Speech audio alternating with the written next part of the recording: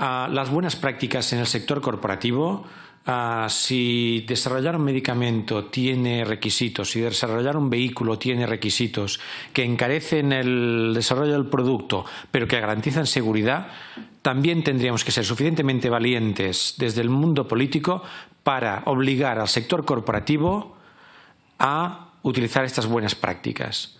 Aunque les cueste algo de dinero, porque la seguridad cuesta más y después la pagamos entre todos. Y finalmente, no solamente ciberarmas, cogiendo también sus palabras, sino diplomacia, política, y que desde el mundo de la política no tenemos que tener miedo, sino todo lo contrario, a exigir un comportamiento en favor de la paz y los derechos humanos y no blanquear a ningún actor político que se salte estas normas, aunque sea porque haya contratos comerciales en vigor.